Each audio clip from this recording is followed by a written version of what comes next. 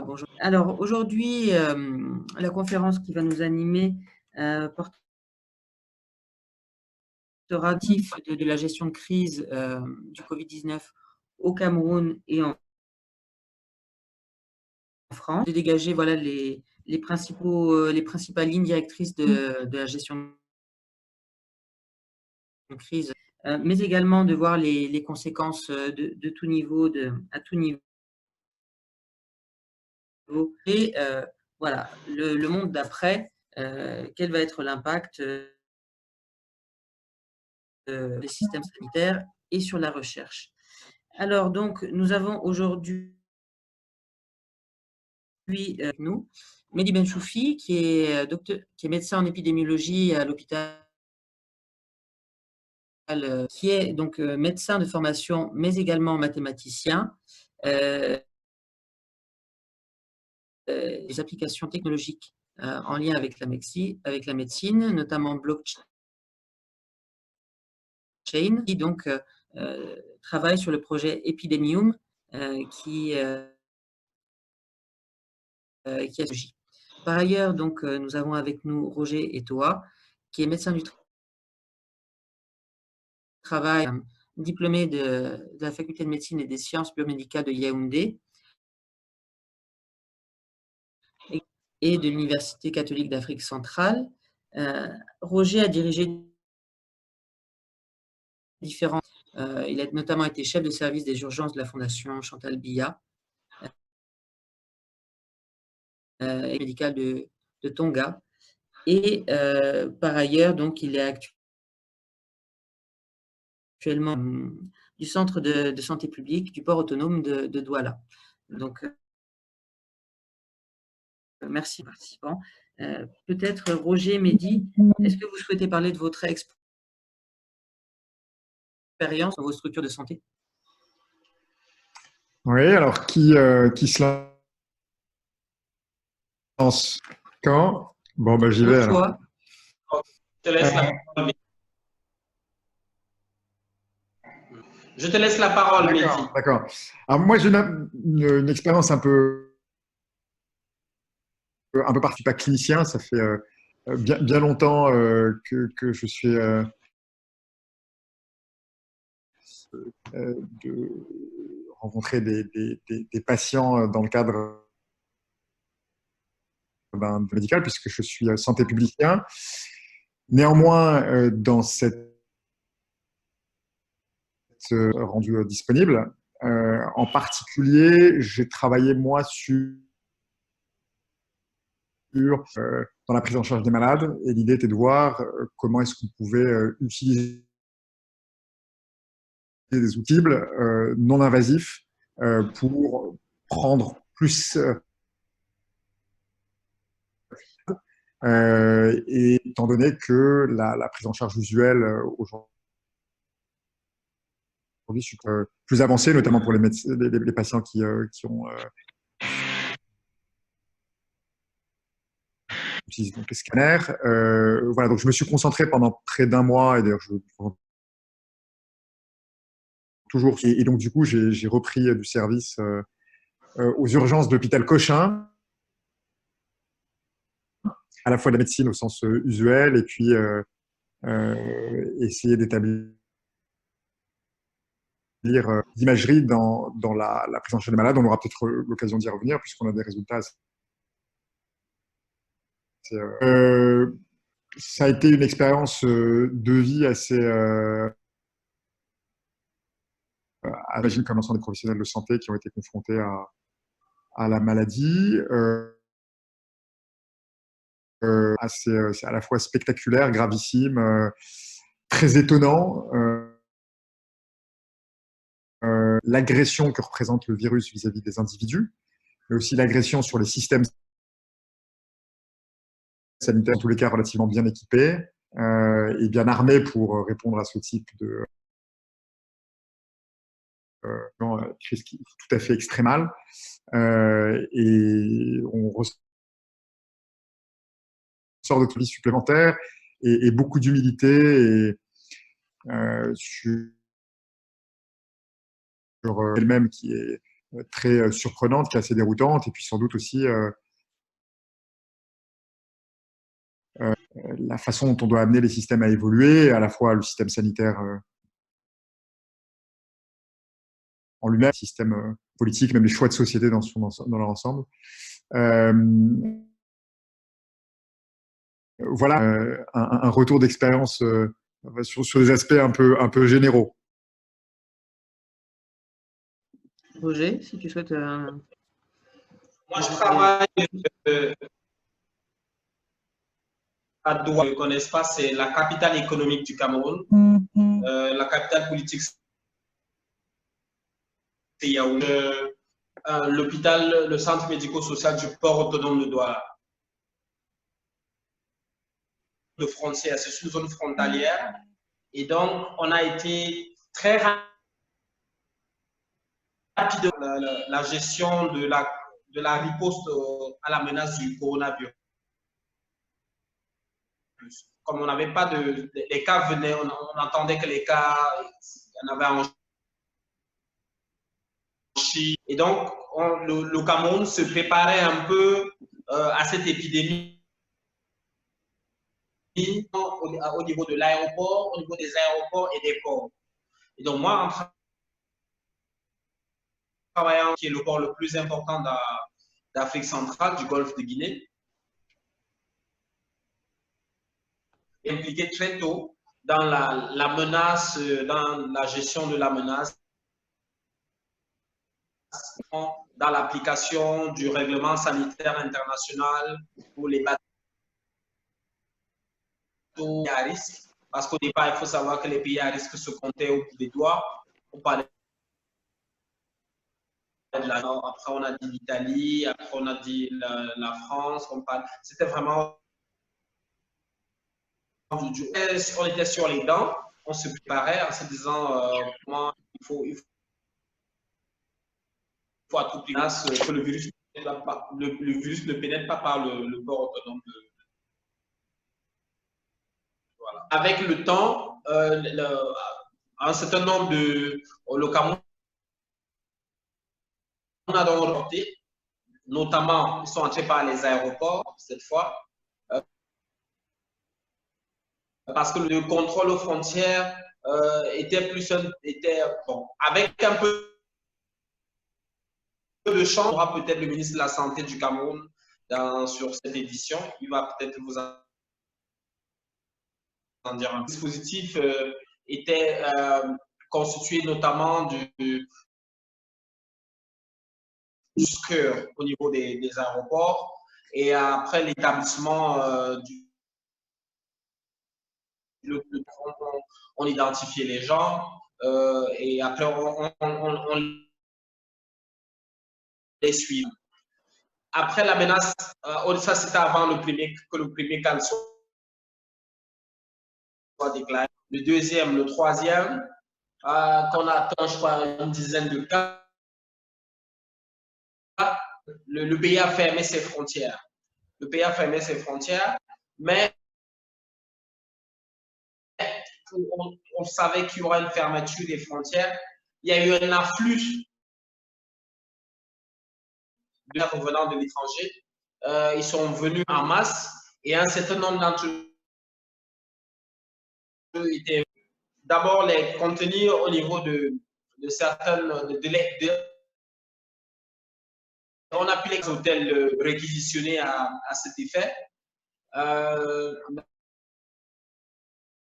Après, la contention n'a peut-être pas été assez ferme, notamment pour rejoindre la famille, d'autres qui recevaient des visiteurs. Et donc, la contamination, après la fermeture des frontières, a commencé à être communautaire. Et donc, le Cameroun compte un peu moins de 2000 cas de façon officielle. Et évidemment, la menace est partout. Tout le monde, il y a la menace officielle, il y a la menace du coronavirus. Après, il s'est posé des problèmes tout le monde savait que c'était une crise nouvelle. Le Cameroun n'avait jamais fait face à ce type d'épidémie. Et donc, des problèmes au niveau notamment du dépistage. C'était pas toujours évident. Après, il y avait le dispositif national de dépistage se met progressivement en forme. C'était pas évident. Et les médecins, les personnels de santé ont commencé à ressentir le poids de cette infection, de cette épidémie au niveau des hôpitaux, notamment en termes de charges de travail supplémentaires. Les urgences ont commencé à être bondées, les services de réanimation ont commencé à être bondés. Après, il se posait plein de problèmes, notamment en termes des protocoles thérapeutiques. Personne ne savait exactement ce qu'il faut faire. Après, on suivait à la télé le professeur Raoul, pas le professeur, des polémiques.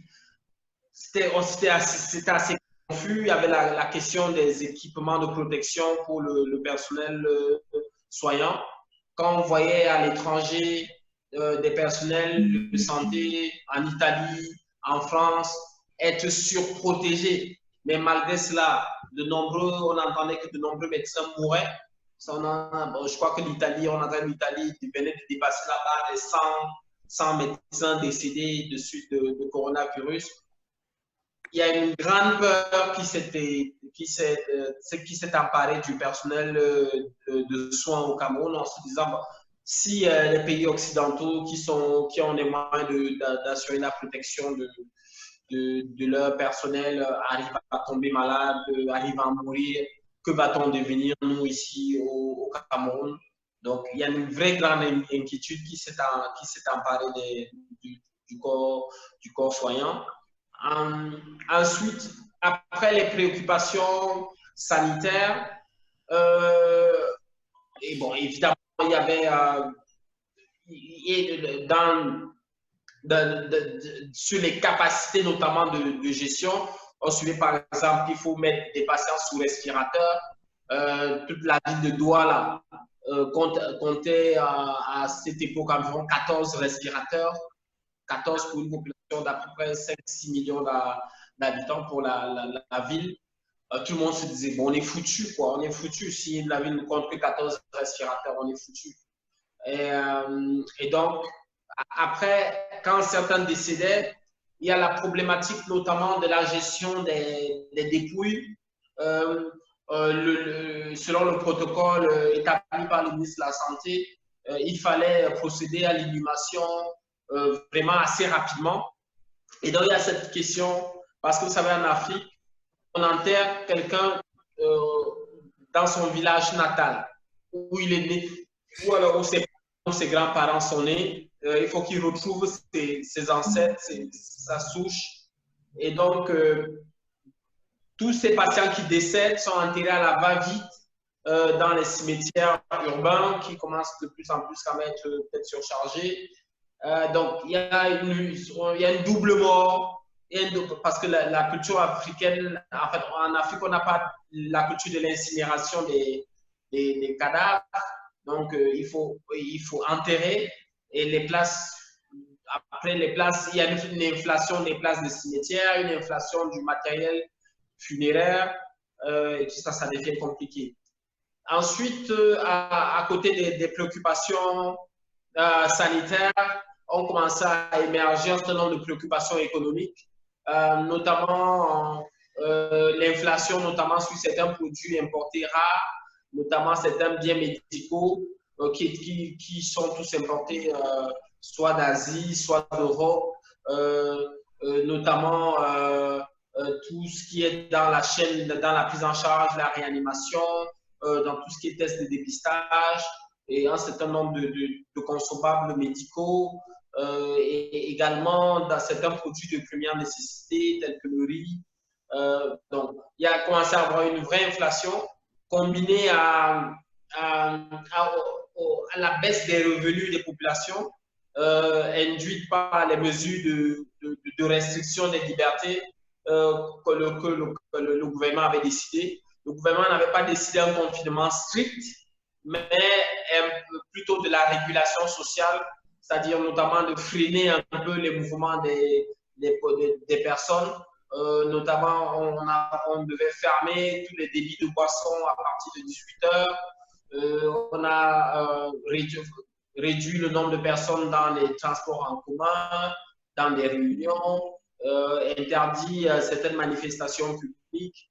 Voilà. Donc, le gouvernement a essayé de procéder ainsi pour essayer de ralentir un peu la progression de l'épidémie, tout en ne détruisant pas le socle économique du pays, en pensant probablement que l'économie est également déterminante de la santé. Si l'économie s'effondre totalement, évidemment, ça risque de faire émerger d'autres problèmes de santé et d'autres problèmes sociaux qui vont également aboutir à d'autres problèmes politiques. Donc, justement, les hommes politiques ont été assez prudents sur cette affaire. Après, ils ont essayé d'attendre des signaux venant de l'étranger. Après, surtout sur les nouvelles du déconfinement, on voit des mesures de déconfinement progressivement être prises par de nombreux gouvernements étrangers. Après, ça a également probablement favorisé l'application ou l'instauration de certaines mesures de déconfinement au Cameroun. Par exemple, hier, le Premier ministre a levé l'interdiction de fermeture des débits de boissons à partir Donc, c'est assez compliqué, mais tout le monde voit la menace partout. Moi, je travaille en entreprise, j'ai un portefeuille d'à peu près 1300 salariés, plus les familles, donc ça fait à peu près 4700 personnes. On ressent la menace tous les jours. Tous les jours, les gens viennent consulter avec des signes. Docteur, j'ai mal à la tête, j'ai un rhume, j'ai une fièvre, je ne sens plus l'odorat, je ne sens plus le goût, je tousse. Voilà, donc on ressent ça tous les jours. L'entreprise, les gens sont de plus en plus paniqués. Voilà, c'est un peu. Je vais peut-être, pour ne pas monopoliser la parole, je vais d'abord m'arrêter là. Merci beaucoup pour ce retour d'expérience extrêmement riche. À t'écouter, Roger, on sent quand même qu'il y a une certaine résilience, en tout cas du système de santé au Cameroun. Exactement. Il y a une forme de résilience qui est d'abord une résilience culturelle. Qui est de résilience culturelle parce que l'Africain se dit j'ai traversé plein de crises, plein d'épidémies, de guerres, plein de maladies, les plus coriaces. Bon, c'est pas, entre guillemets, c'est pas un petit virus qui va, entre guillemets, m'emporter. Donc, la résilience est d'abord culturelle et élémentale. Ensuite, les populations ont également développé d'autres formes de résilience. Il y a un énorme boom en ce moment sur tout ce qui est pharmacopée traditionnelle. Il y a un vrai retour pour ces pratiques-là qui s'accompagne d'une quasi-répulsion de la médecine conventionnelle. Par exemple, les personnes les plus populaires au Cameroun en ce moment, c'est le président malgache qui a sorti la potion à base d'artémisia. Il y a un prêtre au Cameroun qui a également sorti une composition, pour l'instant dont on ne connaît pas le contenu, qui est censé également soigner le coronavirus. Il y a tous les lieux qui vendent des potions, des décoctions, des écorces. On rencontre en ce moment un énorme succès. Tout le monde, chaque Africain le matin, les Camerounais le matin, ils ont appris maintenant à prendre leur tisane de miel, de gingembre, de citron, d'aloe vera, ce nombre de choses. Parfois, ils transportent ça dans des thermos ou le soir, ils prennent. Il y a cette résilience culturelle, résilience médicamenteuse, résilience même des politiques publiques. en libéralisant, en lâchant du lest sur toutes ces mesures de restriction des libertés. Voilà, tout le monde se dit. Après, les gens sont aussi assez attentifs aux indicateurs sanitaires. Tous les jours, on dit à Italie, 800 morts, Espagne, 700 morts, France, 500 morts, États-Unis d'Amérique, 1500 morts, 2000 morts, au Cameroun. Bon, après, on compte les morts au fil des jours. En ce moment, le chiffre officiel est de 61 morts pour toute l'épidémie. Et évidemment, il y a le système d'information sanitaire n'est peut-être pas parfait, qui permet de retracer, de compter de manière fidèle toutes les épidémies. Peut-être qu'il faut multiplier par c'est pas 10 ou 100 et tout ça, le nombre de... Roger?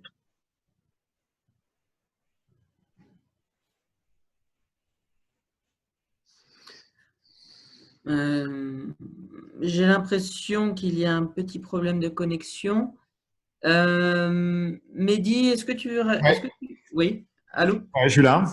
Oui.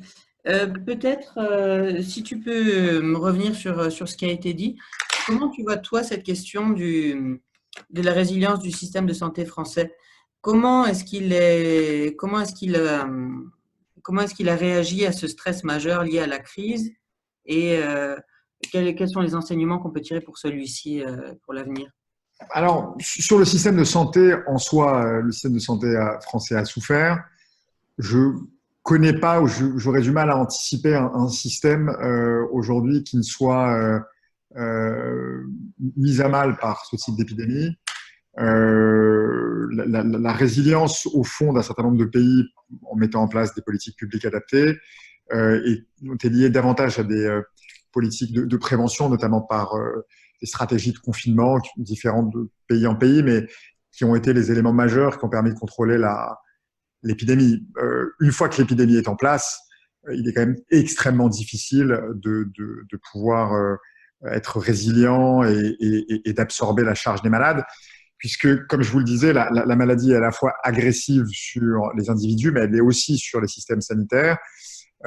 Pour vous donner une idée, la PHP, c'est donc l'assistance publique des hôpitaux de Paris, c'est une quarantaine d'hôpitaux. C'est sans doute un des plus grands groupes hospitaliers dans le monde, au moins dans le monde occidental. Il y a une capacité de lit réanimatoire d'à peu près 5000 lits, je vous dis ça de mémoire. On a été obligé de doubler les capacités et malgré cela, on a été inondé de patients. Donc, dans ces conditions, enfin, les systèmes ne sont pas configurés pour absorber ce type enfin, en tout cas, pour absorber le choc de ce type de pandémie. Néanmoins, ce qui a été très résilient, ce sont les femmes et les hommes qui constituent le tissu sanitaire, et quel que soit le niveau, au niveau national, au niveau local, qu'il s'agisse du personnel soignant, qu'il s'agisse du personnel administratif, personnel qui assure des fonctions vitales de support, des brancardiers, les gens qui assurent la restauration. Donc là, je crois qu'il y a une résilience humaine absolument remarquable, avec un effort qui a été consenti par chacun, qui était total, engagé. Enfin, c'est ce qui, en revanche, doit nous amener à réfléchir pour la suite, en France et ailleurs, c'est comment est-ce qu'on gère la survenue de ce type de pandémies qui peuvent, d'une part, se reproduire à virus constant sous la forme de nouvelles vagues, avec, on l'espère, une saisonnalité qui nous donnera un peu de répit, des vagues qui peuvent revenir, possiblement d'ailleurs en plus violentes. On a des exemples historiques, hein, comme la grippe espagnole, où la grippe a agi en deux temps. Un premier temps vers le printemps qui a été meurtrier, et un temps à l'hiver qui l'a été encore davantage, parce que des phénomènes de mutation virologique ont fait que le virus de l'époque avait pris encore en intensité et en agressivité. Donc ça, on n'est pas à l'abri de ce genre de choses. Donc comment est-ce qu'on traite ce type de menaces? qui là s'exprime sous un mode sanitaire. Mais enfin, les menaces aujourd'hui, elles sont globales, elles sont sanitaires, elles sont environnementales. Et calibrer des systèmes capables d'absorber ça, je pense qu'il n'y aura pas une réponse univoque. Elle suppose d'apprécier la situation de façon assez globale. Il faut armer, bien entendu, le système sanitaire. Il faut aussi des politiques de santé publique adaptées.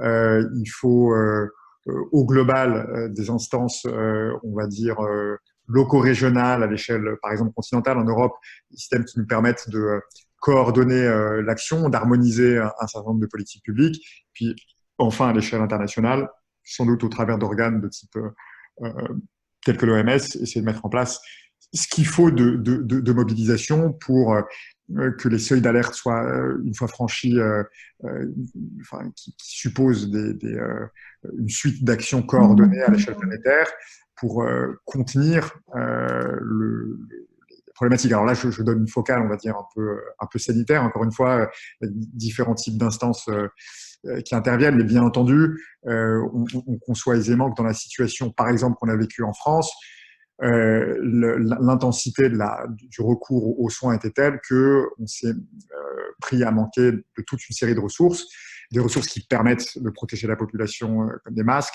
des ressources qui permettent de prendre en charge correctement les malades et par exemple des médicaments comme le curare qui sont des anesthésiants puissants dont on a absolument besoin en réanimation, dont on manquait. Et donc là, on voit que sur notre espace, les respirateurs, comme ça a été popularisé, mais on voit que dans notre espace de souveraineté économique, il y a toute une série de réflexions à avoir et un tissu à reconstruire, un tissu sanitaire, industriel, politique, pour doter le système d'une résilience plus grande. Ok, merci beaucoup. Roger, est-ce que tu veux rebondir sur ce point? Évidemment, sur ce projet, on a constaté que cette crise révélait notre grande vulnérabilité et notre grande dépendance sanitaire, notamment sur la question des médicaments génériques.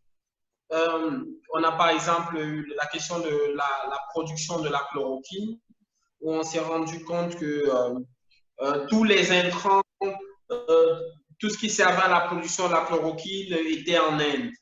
Et donc, en ce moment, et avec la crise qui a déclenché, ça a renforcé le protectionnisme des États et le Cameroun semblait complètement désemparé pour avoir de quoi produire des médicaments pour sa population. Et là, en dehors de évidemment, il y a d'autres produits de très grande consommation, tels que le blé, le poisson, le sucre, un certain nombre de choses, et tout ça les frontières fermées, on s'est rendu compte qu'on était extrêmement vulnérable.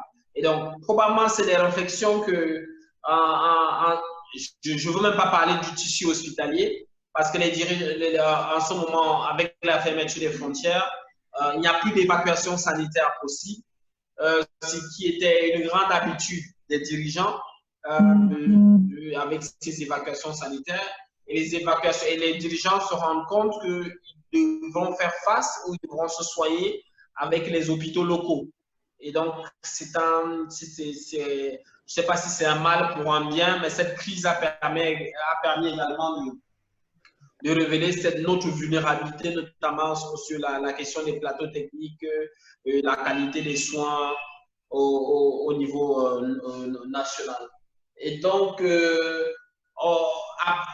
après, il y a un vrai débat sur la question de l'opportunité. Vous savez, on a un ministre de la Santé qui est très dynamique, il a vraiment pesé énormément sur les questions de leadership sur la crise, notamment sur la communication, parce que la communication a énormément joué il était très alerte, il est dans le côté empathique, dans le côté de redevabilité sociale, il informait régulièrement les populations le déroulé de la crise, notamment sur Twitter, et ça a énormément séduit la population, si bien que la population s'est également sentie partie de la crise. Et donc, c'était évidemment sur les actions de terrain, le voyait au terrain. C'est une crise également qui a un peu réconcilié les populations avec une partie des dirigeants. Et maintenant, tout le monde se demande après comment ça va se passer, comment la suite et tout ça, comment. En fait, il y a un débat idéologique. Est-ce qu'on va aller vers plus de renforcement, par exemple, de la pharmacopée traditionnelle, où on va repartir, après la crise, on va mettre ça de côté. Quand je vous dis chez nous, il y a un prêtre, un archevêque qui est célèbre depuis quelques jours, parce qu'il a mis sur pied une potion, un traitement contre le coronavirus. À l'époque, on n'aurait même pas prêté attention, mais en ce moment, on y prête attention. D'ailleurs, les autorités sanitaires, à travers le ministre de la Santé, ont décidé d'en savoir un peu plus. Donc, je me dis peut-être également que cette crise peut sonner le réveil sanitaire de l'Afrique, peut-être. Absolument. Alors, outre l'aspect purement médical, donc les systèmes de recherche ont également été mis à rude épreuve. Alors, comment vous voyez la situation au niveau de la recherche? Où en sommes-nous? Comment la recherche a absorbé ce choc-là? Et quels sont les différents enseignements qu'on peut en tirer pour l'avenir, à votre sens? J'y vais? Oui, je t'en prie.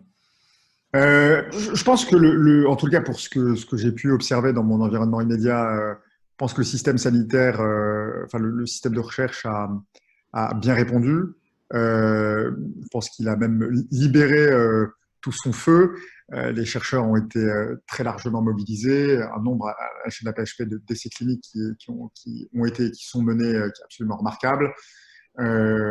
Avec aujourd'hui des moyens qui sont consacrés, qui sont des moyens en ressources humaines, en ressources financières, et même d'une certaine façon en ressources administratives, dans la mesure où les process sont largement fluidifiés, qui font que d'une part, le tissu, on va dire, biomédical est extrêmement mobilisé, et ça commence à porter un certain nombre de fruits. Je ne sais pas si vous avez entendu parler notamment d'une molécule qui s'appelle le tolicilizumab, qui est un immunomodulateur, donc quelque chose qui module, une molécule qui module l'immunité d'une certaine façon, immunité qui est évidemment mise à forte contribution dans le cadre de la maladie Covid. Et dans les formes graves, on a là une molécule qui semblerait avoir un impact assez satisfaisant sur la mortalité. Et ça a pu être mis en place par l'extraordinaire réactivité du système de recherche. Des collègues chinois ont publié aux alentours de février-mars des premiers résultats sur précisément cette molécule. Et tout ça a alerté la vigilance des médecins en France qui sont organisés pour monitorer l'efficacité de la molécule. Je veux dire que même à l'échelle plus transdisciplinaire, les collaborations entre chercheurs sont aussi assez intenses, avec notamment des informaticiens, des mathématiciens qui travaillent sur de la modélisation épidémiologique, sur la mise en place de solutions logicielles en appui des besoins médicaux. Tout ça fonctionne bien, à plein régime, fonctionne vite. Et ça, je crois que c'est assez historique de voir cette intensité de recherche dans un temps si court autour de la maladie dont on ne cesse d'améliorer la connaissance, même si encore en large partie elle nous échappe. De façon plus globale, ce qui est aussi louable, je trouve, c'est la force des interactions des équipes de recherche à l'échelle planétaire. Les Chinois, dont on reproche, ai-je cru entendre, qu'ils n'ont pas été tout à fait divers en termes de partage d'informations. Alors, peut-être que sur le plan politique, ça l'a été. Enfin, ceci étant, ceci nous amène aussi à nous interroger quant aux informations qui nous ont été délivrées jusqu'ici en France. Mais pour ce qui est de la Chine, notamment des scientifiques chinois, notamment le génome du virus a été partagé très tôt. Des études tous azimuts ont été menées sur le plan de la compréhension virologique de la maladie, sur le plan de son évolution épidémiologique, sur le plan de son pronostic, sa thérapeutique. Enfin, tout ça a été fait à grande cadence par les Chinois et avec vraiment une force méthode de collaborative, de partage d'informations et d'expériences avec l'ensemble des collègues qui ont été, à mon avis, tout à fait précieuses dans l'amélioration au fil de l'eau de la connaissance de la maladie. Alors moi, je trouve que je m'intéresse pas mal à l'échographie et aux alentours du mois de mars, mi-mars, on a eu des restitutions de collègues chinois sur l'usage qu'ils faisaient en soins réanimatoires de l'échographie, qui était très intéressant. Donc voilà, pour répondre à votre question, je pense que c'est un des points très satisfaisants de la crise actuelle, parce qu'il y en a quelques-uns, c'est de voir, voilà, là pour le coup, la grande réactivité de la recherche. Ensuite, il y a un autre registre de questions qui relève davantage de l'état de la recherche dans son ensemble et son sous-financement, et qui est une autre question et qu'il faudra revoir parmi d'autres sujets lorsqu'on y verra un peu plus clair, lorsque le Covid nous donnera un peu de répit. Très bien. Roger, un commentaire sur ces aspects?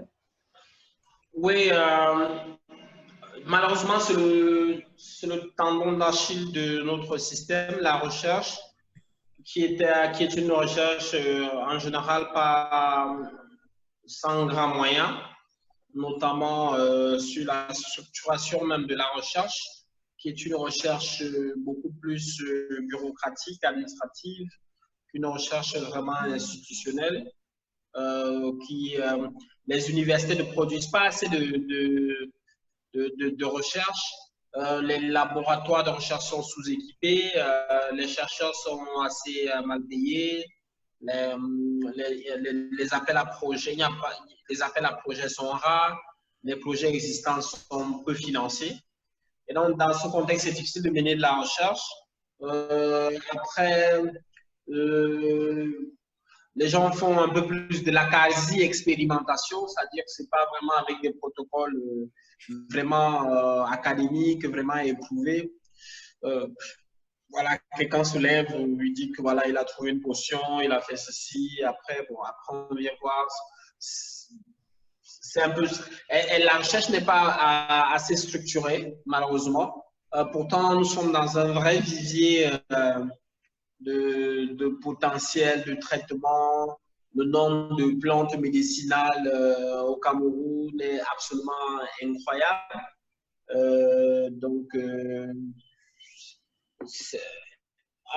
On est plus consommateur de la recherche des autres que des producteurs actifs, je veux dire. Et pas forcément. Et là, maintenant, c'est un vrai effort à faire au niveau des politiques publiques parce qu'il y a énormément de chercheurs talentueux, mais qui sans grand moyen. D'accord, merci beaucoup. Alors, j'avais envie de rajouter un point à ce propos, parce que Roger a souvent cité des décoctions qui sont proposées comme des alternatives thérapeutiques ou même des solutions thérapeutiques à part entière. Je veux dire que nous-mêmes, on n'a pas échappé à l'effet magique et nous-mêmes, on a un personnage qui s'est illustré fort peu brillamment, me semble-t-il, qui est Didier Raoult, qui est intervenu avec beaucoup de force dans les médias depuis maintenant plusieurs semaines et avec une série d'affirmations qui n'a d'égal que celle des politiques et qui n'a pas grand-chose à voir, me semble-t-il, avec ce qui doit être la proposition d'un scientifique qui, bien entendu, peut évoquer des thérapeutiques possibles, mais en s'efforçant, de les documenter, et puis par ailleurs, en ayant un langage toujours prudent.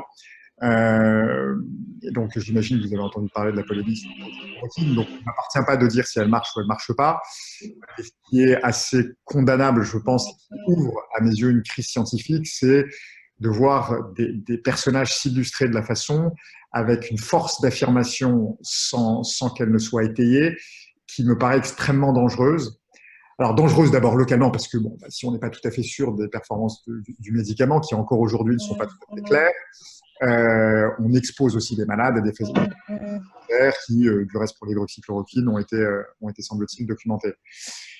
Et par ailleurs, pour un profil dont je précise qu'il lui semblait que la maladie n'était qu'une petite grippette au début de la crise, et qui affirmait, je l'entendais hier, je dois dire assez consterné, dire que finalement la maladie n'est pas si grave que ça, dès lors que le nombre de morts qu'on décompte aujourd'hui est inférieur à celui de la grippe dans les pics épidémiques de grippe un peu cognés, ce qui est juste absolument et scandaleux et faux et voire délirant.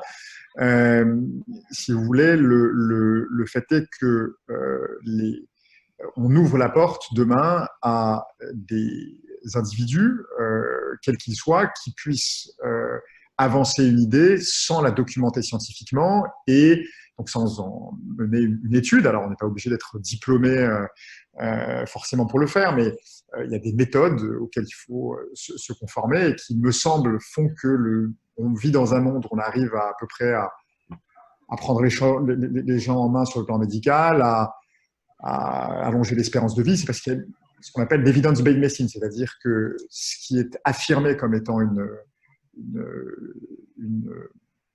un élément de nature médicale doit être sur la base de preuves et qui sont établies au travers d'études qui sont, on l'espère, sérieusement menées.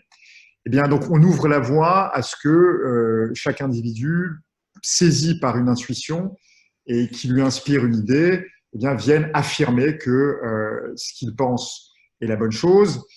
Et l'effet qu'aura eu Raoult, à savoir se mettre à dos un certain nombre de médecins, fait que ces mêmes gens donc, qui seraient inspirés pourraient donc justifier de l'intérêt de ce qu'ils disent parce que précisément les scientifiques ne sont pas d'accord. Donc là, on rentre dans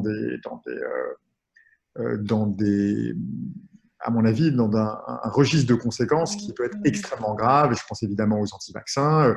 D'ailleurs, ce que racontait Trump il y a quelques jours en disant, bah oui, mais a priori, pourquoi ne pas javeliser les gens et s'injecter ça directement en intraveineuse? On ouvre la voie à ce genre de choses avec l'idée que les experts racontent des idioties.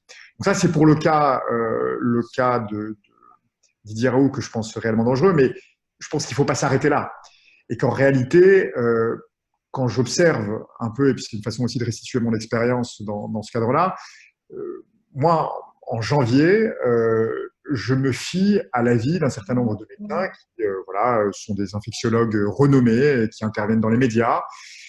Alors, étant comme chacun d'entre nous dans mes activités particulières et m'inquiétant pas particulièrement de ce qui se passait au tout début en Chine, je m'en suis remis à l'avis d'un certain nombre de mes collègues.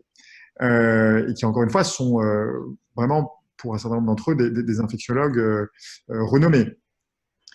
Et il y avait une dominante nette sur le fait que la maladie était une maladie dont on exagérait la gravité et qui était, au fond, pas forcément plus grave qu'une grippe.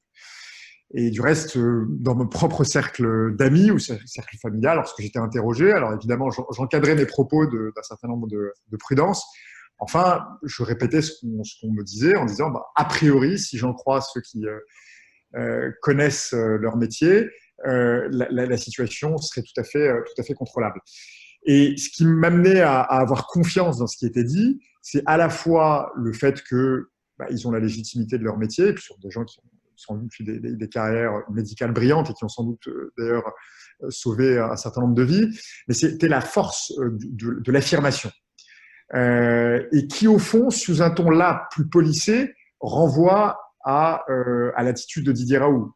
C'est le fait d'affirmer les choses avec énormément de certitude, sans fonder les choses exactement sur les preuves. Et il se trouve que fin février, on a un certain nombre de publications de collègues chinois qui montrent que la comparaison avec la grippe n'a plus aucun sens.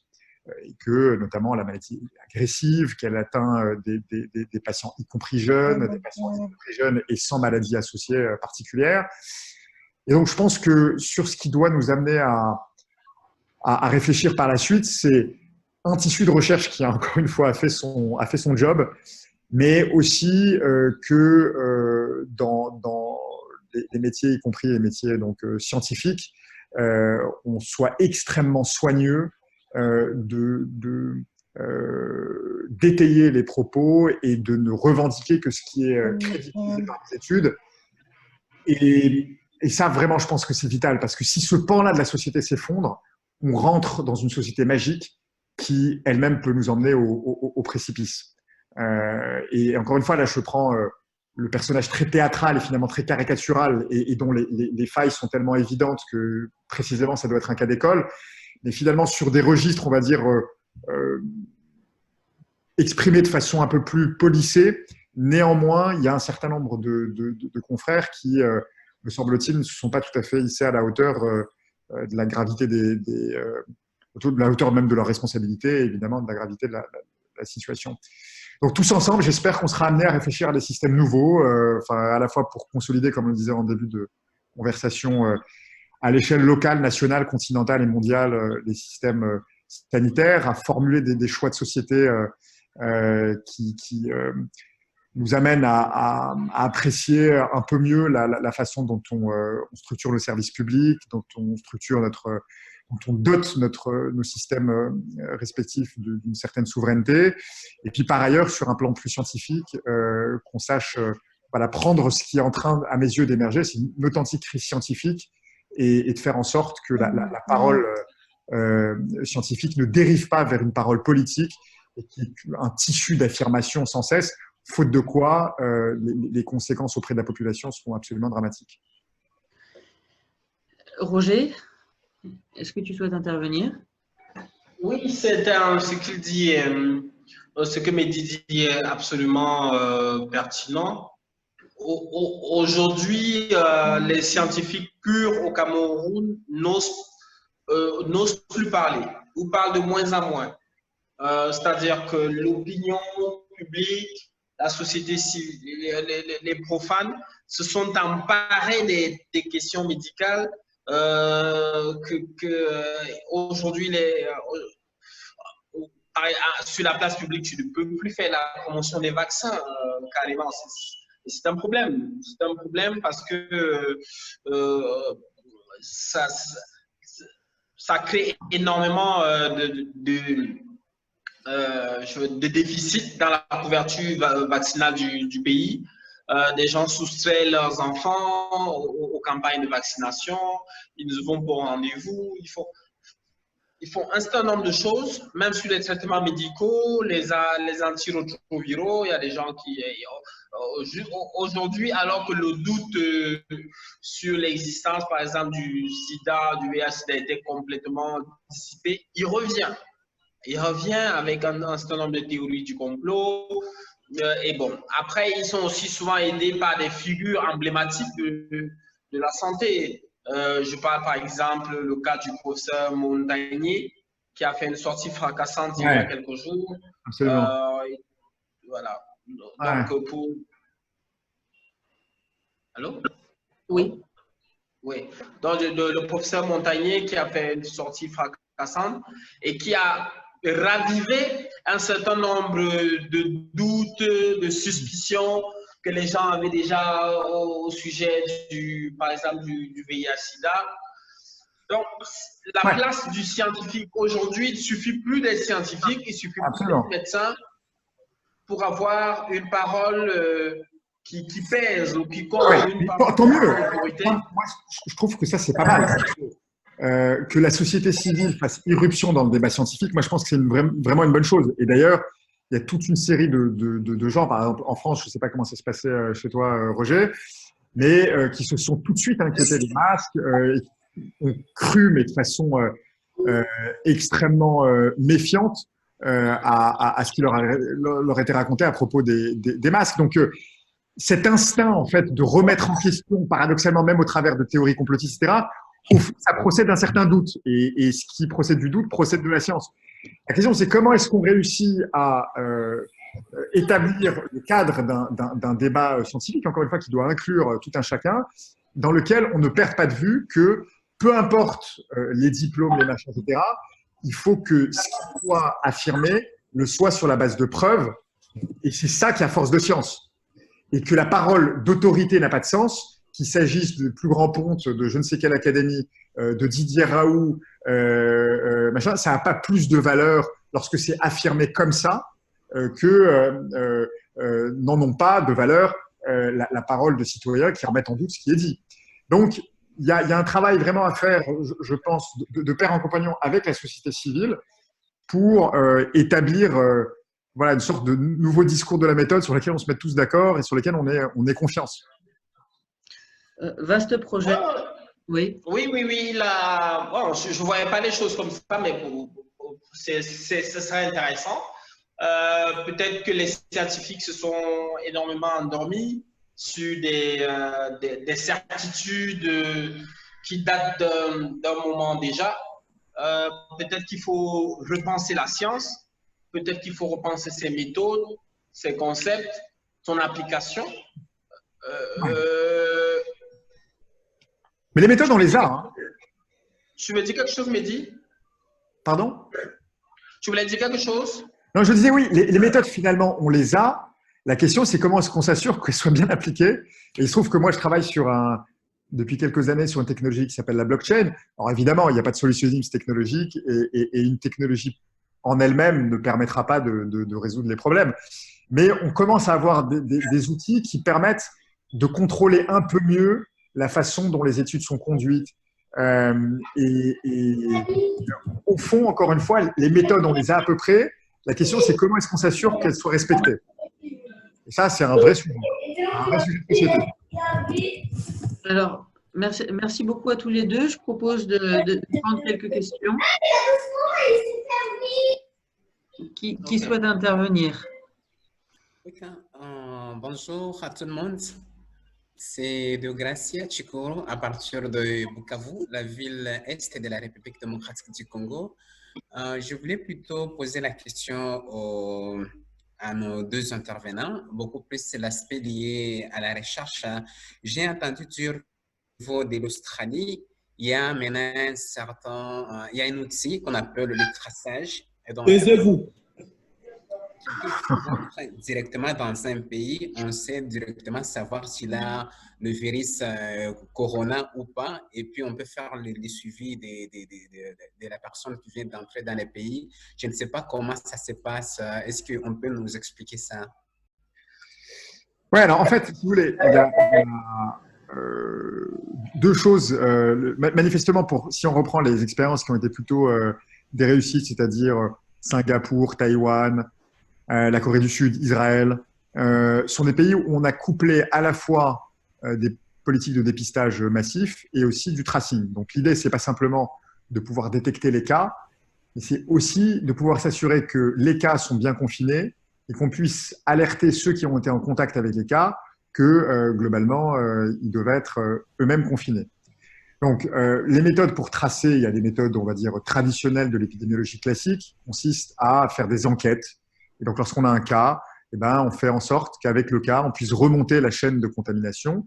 Les personnes avec lesquelles le cas était en contact, on essaie de remonter à 1 voire 2 degrés. Et ça, c'est déjà quelque chose qu'on a du reste appliqué dans un certain nombre de pays, y compris en France. Mais ça peut se révéler insuffisant parce que si vous êtes amené à discuter avec quelqu'un qui est testé positif et qu'avec lui, vous l'ameniez à faire un effort de mémoire pour se rappeler les cas qu'il a pu éventuellement exposer. Vous imaginez bien que les personnes qu'il a rencontrées dans les transports publics, les personnes qu'il a rencontrées je sais pas, dans le métro, il n'en a pas nécessairement ni le souvenir, si le souvenir, pas la connaissance. Et donc, pouvoir avoir des outils, notamment des outils numérisés, qui permettraient de pouvoir avertir les individus qu'ils ont été à proximité de personnes contacts, eh bien, ça amène ces individus à avoir l'information et eux-mêmes se confiner, et donc à protéger la population. Donc, ça me paraît être un cocktail qui a l'air plutôt fonctionnel. Alors, évidemment, tout ça vient pas sans poser de problème, notamment des problèmes, voilà, de liberté pure et simple, c'est-à-dire le tracing, dans quelle mesure on y consent, quelles en sont les conditions, et ça aussi, il faut qu'il y ait la place d'un débat citoyen sur ces sujets-là. Alors, j'imagine que les pays qui ont vécu le SRAS, qui ont été au plus proche d'épidémies, donc les pays que je citais, les pays asiatiques, eh bien, eux, ils ont eu le temps de se préparer à la mise en place de ce type de solution, et donc le temps d'obtenir l'adhésion de leur population et aussi la co-construction de ce type de solution, je ne sais pas comment ça s'est passé exactement, avec la population. Aujourd'hui, c'est fait un peu dans des circonstances assez exceptionnelles en France, et donc il y a toute une série de personnes qui font observer que on n'est pas tout à fait certain d'efficacité, qui se posent des questions légitimes, je pense, sur le devenir des données, les données étant centralisées, entre les mains de qui est-ce qu'elles vont revenir. Voilà, moi, à titre citoyen, je suis pas particulièrement intéressé au sujet, j'ai pas lu une littérature précise sur la façon dont ces outils ont été utilisés ailleurs, et pas qu'en Asie. Je citais le cas d'Israël, c'est intéressant parce qu'il n'y a pas simplement un facteur culturel. Je suis pas vraiment en mesure d'avoir une vision documentée du sujet, mais en tant que citoyen, je pense que une solution de type opt-in, c'est-à-dire sur la base du volontariat, qu'on puisse télécharger une telle application, je pense que ça aurait du sens. Pardon ? Sur la base du volontariat, je pense que ça aurait du sens. Mais en tout état de cause, la bonne façon de faire me semble être le fait de coupler différentes choses. Il y a le fait de faire des tests, il y a le fait de faire du tracing à la main, à l'épidémiologie à l'ancienne, qui marche quand même pas mal. Augmenter éventuellement ce tracing à la main de toute une série de ressources numériques qui permettraient de faciliter le travail des épidémiologistes de terrain. Faire du tracing sur la base d'un opt-in, c'est-à-dire sur la base d'un volontariat des personnes qui téléchargeraient l'application. Et aussi, et c'est fondamental, et ça rentre aussi dans le débat, c'est faire en sorte que les mesures, les gestes barrières soient bien observés. Donc, avec tout ça, je pense qu'on a un cocktail qui permettrait de contrôler la suite de l'épidémie. Est-ce qu'il y a d'autres questions ou remarques?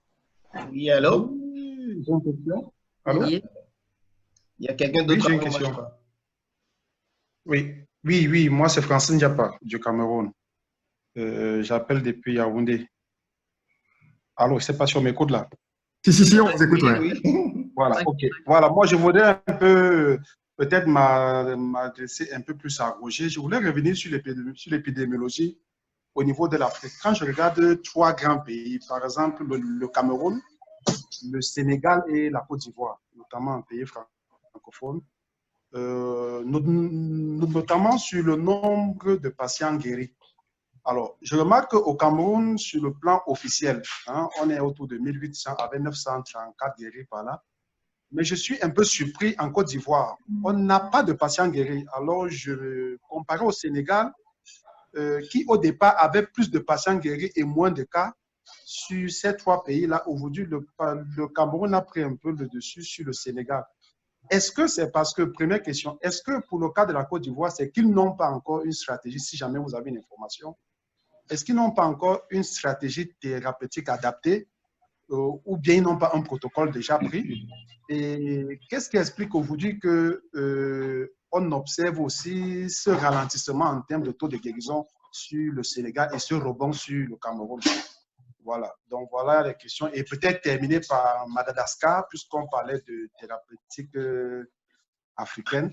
Alors, on a remarqué qu'à Madagascar, on nous a présenté une solution ces derniers temps. Alors, depuis quelques jours, on nous dit qu'il n'y a pas de nouveaux cas. Est-ce que c'est parce qu'ils ne testent plus ou bien c'est qu'ils testent et ils n'ont pas de nouveaux cas? Donc, voilà un peu ma préoccupation. OK. Bon, je peux répondre? C'est bon? Oui, c'est bon, c'est bon. OK. Bon, d'abord, je pense qu'il faut reconstituer l'histoire naturelle de la maladie du corona, il faut savoir que c'est une maladie dont on en guérit facilement ou alors dont on en meurt facilement. Les deux sont possibles. Et je pense que 90% des personnes, 90 à 95% des personnes atteintes de corona guériront seules, avec ou sans protocole thérapeutique. Mais la problématique du corona est la problématique des cas graves et surtout de la mortalité. Donc, aujourd'hui, les tests qui sont faits, dans la plupart des cas, il y a des tests sérologiques qui recherchent des anticorps, que ce soit des immunoglobulines M ou G. Ça dépend du paramètre de ce qu'on appelle guéri. Par exemple, ces tests viennent avec 3 bandes. Il y a la bande C de contrôle, il y a la bande M des immunoglobulines si l'infection est assez récente ou active, il y a la bande G. Certains pays, certaines personnes qui testent peuvent se dire que si on ne retrouve que la bande G, on considère que c'est une ancienne infection et donc c'est une infection guérie. Donc, l'information communiquée pour moi au public n'est pas toujours complète. On peut tester quelqu'un si on trouve qu'il n'a que des IgG, c'est-à-dire que c'est une infection ancienne, on considère qu'il est guéri.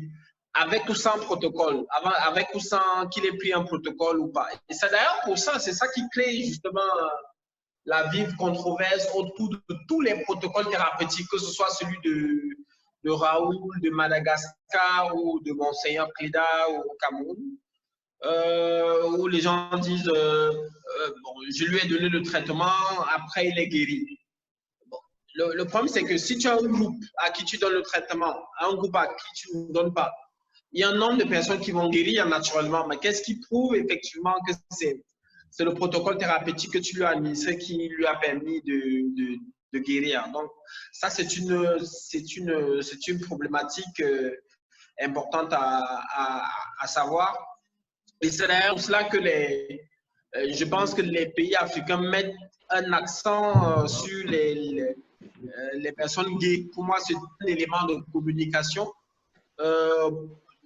Notamment pour ne pas casser le moral, pour rassurer la population, pour dire qu'on en guérit ou alors on en traite, comparé peut-être à la, je sais pas, Mehdi va nous dire comment les chiffres sont présentés en France, où on met peut-être l'accent sur les morts, on dit 500 morts ces dernières 24 heures, 300 morts ces dernières 24 heures.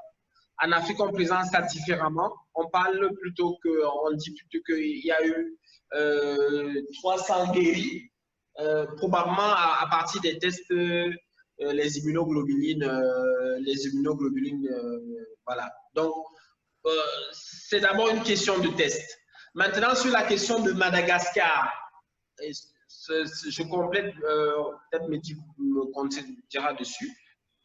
Si vous regardez la moyenne d'âge, l'espérance de vie, c'est pas en France, doit frôler les 80 ans, en Italie, même chose, peut-être un peu plus. Madagascar, ça doit être probablement autour de 60, 62, 65 probablement.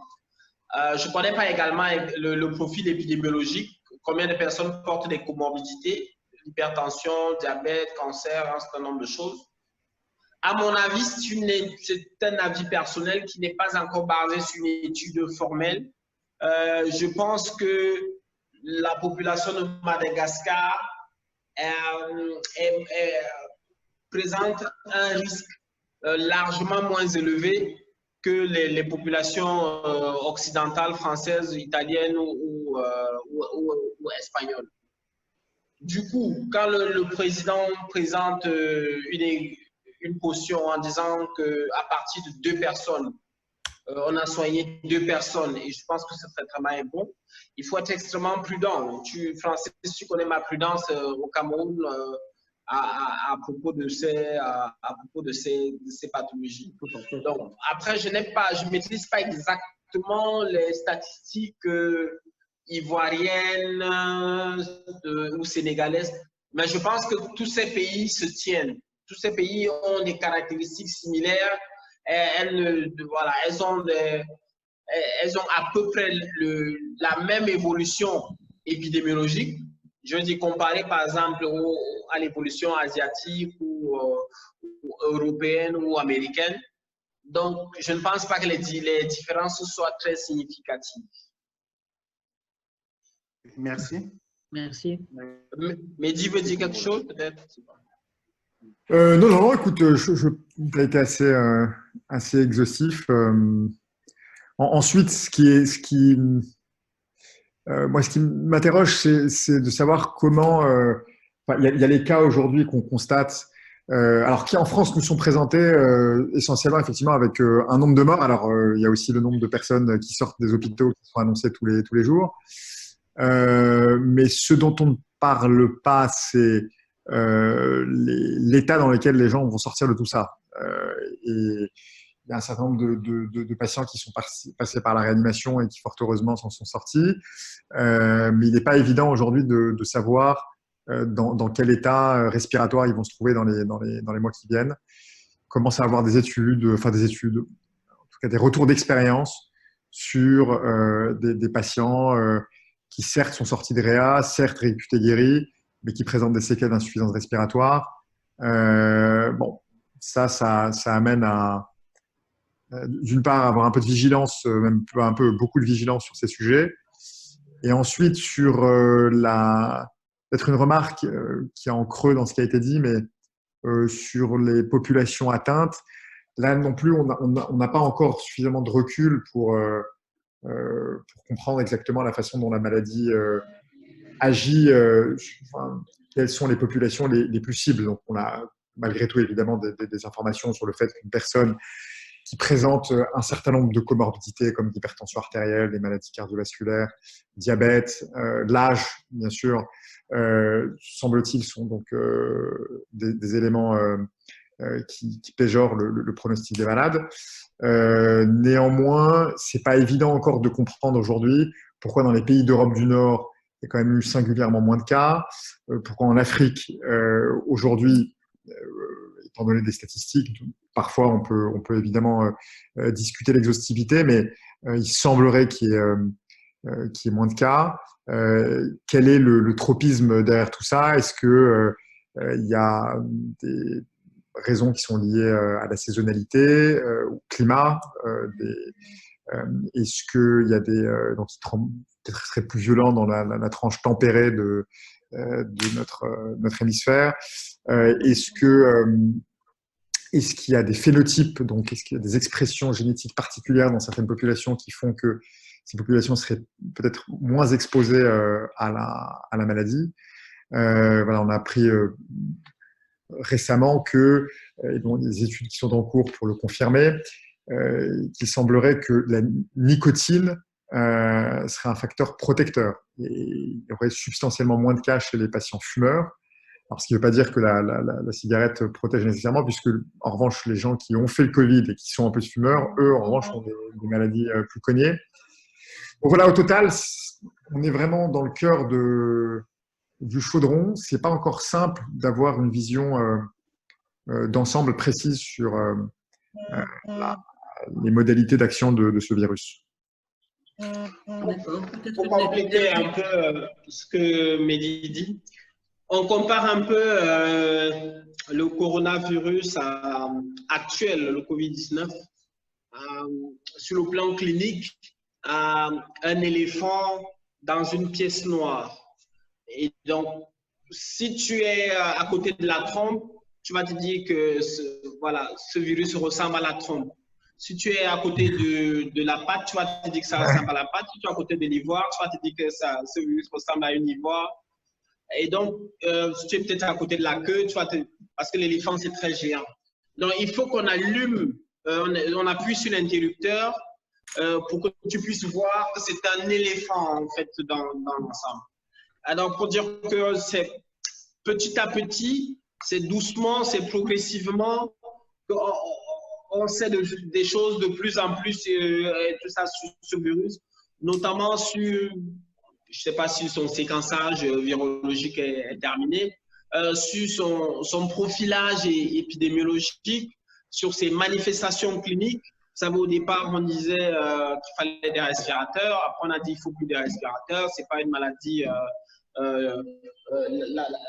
L'atteinte des capacités respiratoires vient probablement de l'embolie, cette embolie qui vient probablement de certains caillots emmagasinés dans le sang et non plus d'une infection qui a détruit les poumons. Après, on dit qu'il y a des manifestations rénales, cardiaques, cutanées. C'est compliqué tout ça. Donc, les médecins, les scientifiques vont sur la crise du coronavirus avec beaucoup de recul, avec beaucoup d'humilité. Et aujourd'hui, l'Afrique, je peux dire, l'Afrique reste une énigme. Ça reste une vraie énigme. On ne sait absolument pas pourquoi, quand cette crise a démarré, tout le monde, les experts, je peux dire, moi, je faisais partie, parce qu'il ne faut pas toujours accuser l'OMS et tout. Tout le monde pensait que, en ce moment, on sera en train de ramasser des corps à l'appel sur les rues de Douala ou de Yaoundé. Donc, pour l'instant, cette prédiction ne se passe pas comme prévu. Non.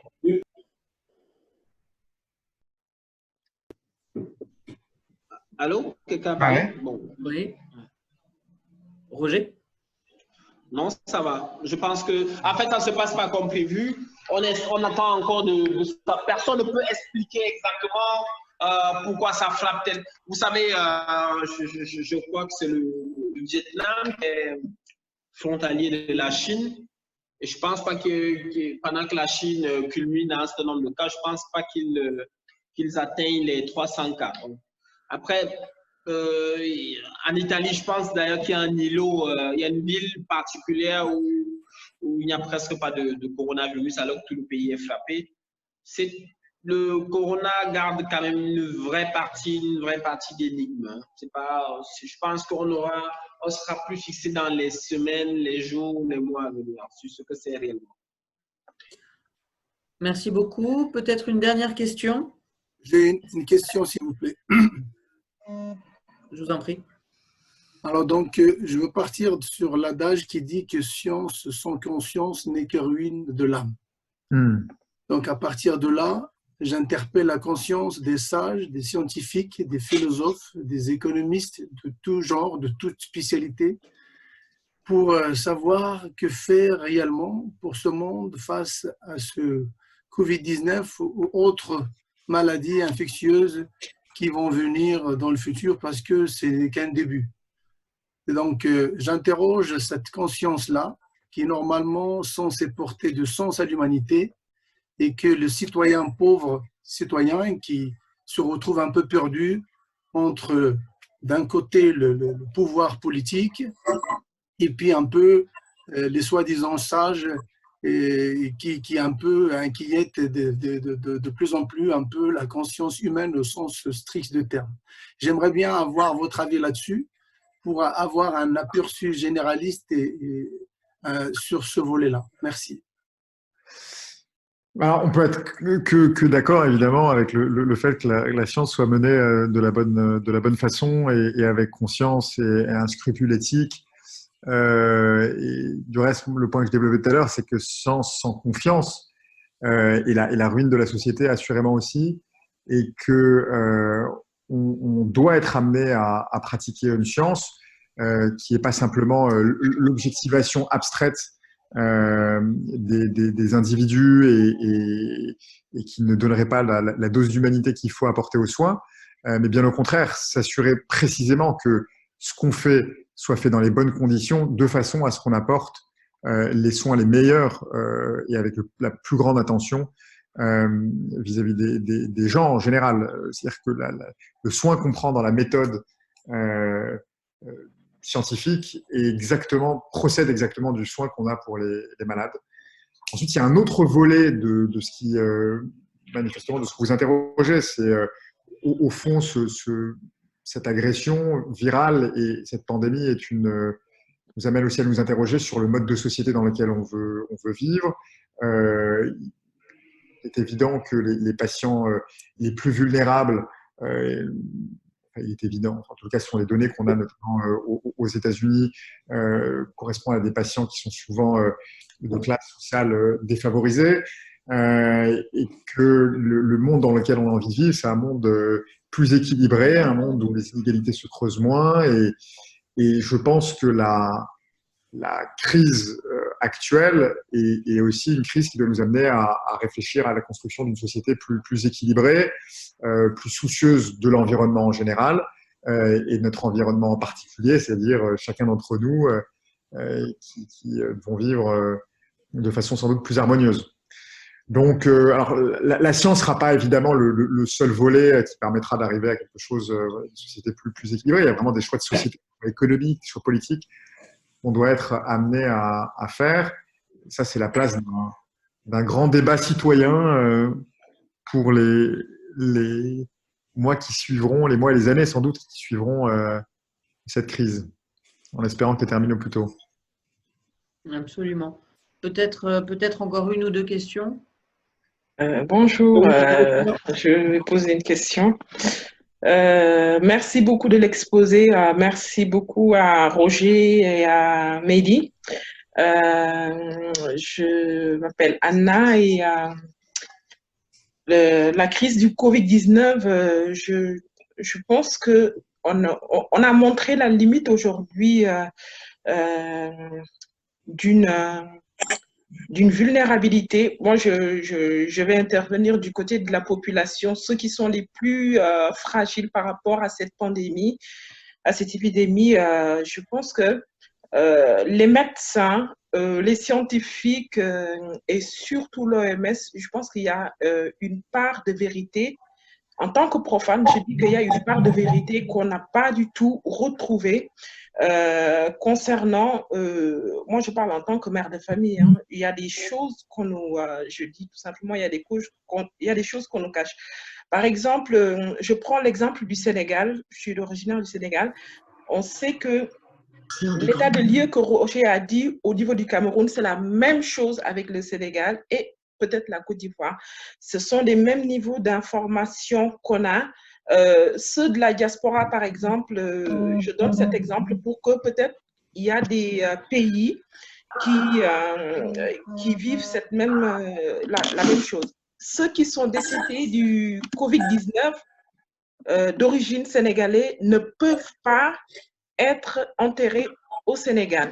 Ce qui constitue un tollé au niveau de, par exemple, au niveau de la diaspora sénégalaise. Et il y a des collectifs qui se sont organisés par rapport à ça. Le débat s'ouvre par rapport à des maladies qui arriveront et qu'on ne maîtrise pas les choses. C'est un changement de société. Rien ne sera plus comme avant parce qu'on aura régulièrement, avec une population qui bouge beaucoup aujourd'hui, le Covid-19 est en train d'ouvrir en quelque sorte, en guillemets, le monde du 21e siècle où vraiment la confiance doit être au cœur de la science, de la vie politique, de la vie sociétale en quelque sorte. Et on est dans un monde de communication et on a besoin que nos médecins, l'OMS, les scientifiques soient à côté des populations afin d'avoir une réalité et des modes de comportement beaucoup plus adaptés à des solutions qui vont être mises en place petit à petit. Par exemple, Roger, est-ce que vous pouvez parler par rapport à cette point de vue? Le lever du soleil va tous nous tuer. C'est gros le ventre.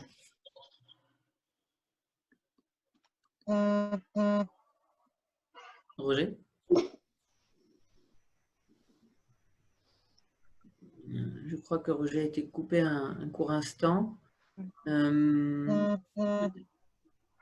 Peut-être, Mehdi, si tu veux réagir là-dessus. Non, mais pas de réaction particulière parce que je suis en plein accord avec ce qui vient d'être dit. Je suis d'accord qu'il faut qu'on soit capable de construire tous ensemble un système dans lequel chacune des institutions sanitaires joue son rôle, qu'il y ait une coordination à l'échelle globale, que tout ça se fasse de pair avec les citoyens et que ça augure effectivement une entrée dans le. On est vraiment rentré dans le deuxième millénaire et avec voilà, toute une série de menaces, mais aussi d'opportunités qu'on a parce qu'on a des ressources humaines, etc. Et qu'il faut réussir à combiner ça bien de façon à installer la confiance qui est évidemment le sément et le ciment des sociétés.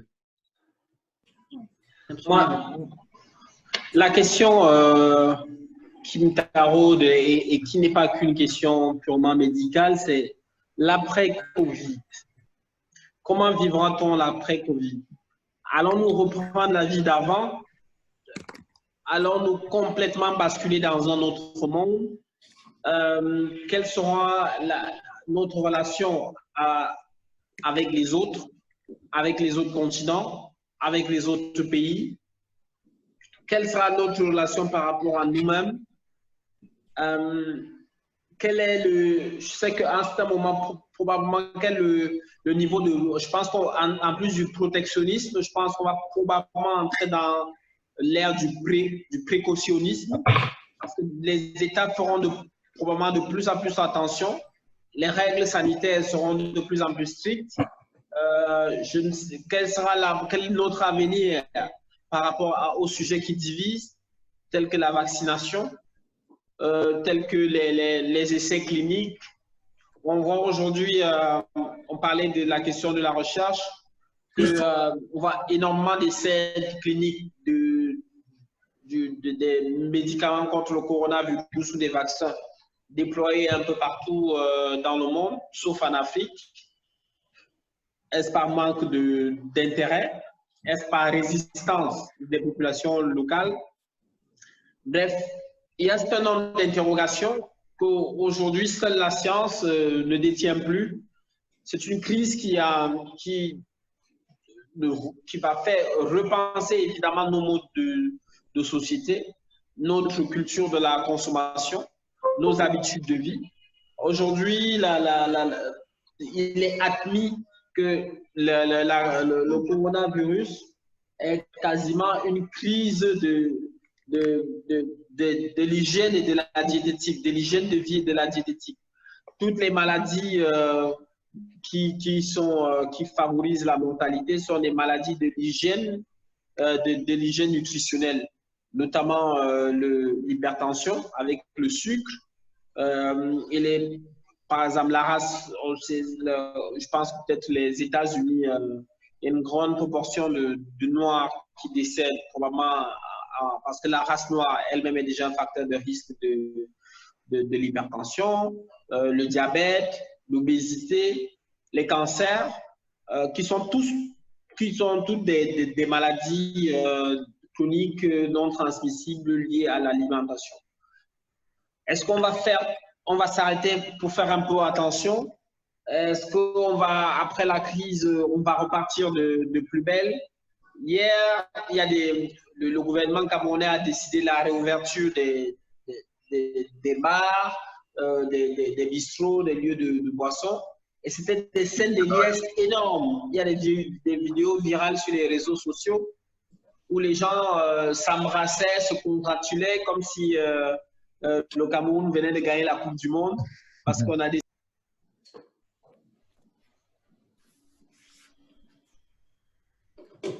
Allô? Allô? Donc, j'aimerais bien revenir sur un point par extension de ce qui a été dit dans la continuité de ce riche débat très constructif. Bien avant qu'on parle de l'hygiène proprement dite, qui est en lien avec les maladies infectieuses et tout ce qui est problème de santé, l'hygiène, il évolue. Ce n'est pas quelque chose de statique, il est dynamique. Et là, j'aimerais bien vous interpeller sur l'hygiène mentale, parce que tout se passe dans la tête. passe dans la tête en fait. Et puis c'est quand ça coince dans la conscience et dans l'esprit de l'humain en tant que tel, qu'il soit citoyen, lambda, ordinaire, modeste, ou jusqu'à même les sages, les grands concepteurs, eh ben, si cette hygiène mentale-là, il n'est pas bien faite dans les règles de l'art et avec le bon sens et toute conscience, on a beau faire et mêler tous les pinceaux pour agir comme il faut, et ben, on pataugera toujours comme des canards dans une mare. Et la grande question, c'est comment rétablir la bonne hygiène mentale. Voilà ce que je voulais dire.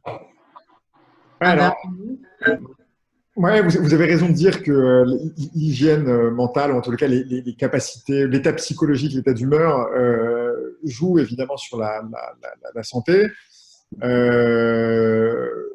Et qu'il faut être capable de mettre en place un système, une société dans laquelle on soit soucieux de ces questions. Néanmoins, l'agression infectieuse aujourd'hui, alors je ne sais pas dire si une personne qui est dans un état d'humeur plus particulier a une susceptibilité plus importante de contracter une forme plus ou moins grave de la maladie. Ce qui est sûr, c'est que les ressources mentales dont on a besoin pour lutter contre les maladies en général, il faut qu'elles soient mobilisées. Il n'est pas évident aujourd'hui de voir, et notamment sur une agression qui est vraiment qui est infectieuse, donc qui est assez mécanique, c'est pas évident de mettre au premier plan ce type de problème. En revanche, quelque chose de très intéressant, c'est de regarder l'état des maladies qui affectent les malades, en tout cas pour ce qui est de Paris. C'est assez remarquable de voir que les personnes qui consultent pour des motifs usuels aux urgences sont en nombre extrêmement faible. Et donc, ça concerne aussi bien des maladies comme les infarctus, les accidents vasculaires cérébraux, les maladies de type des maladies digestives, et d'ailleurs ça c'est assez inattendu, des maladies comme les appendicites dont on observe qu'il y a beaucoup moins de cas. Et alors, ça nous amène à nous interroger, alors bien entendu, sur des pathologies traumatiques, c'est-à-dire qu'on voit moins d'accidents de la voie publique, ça on s'y attend.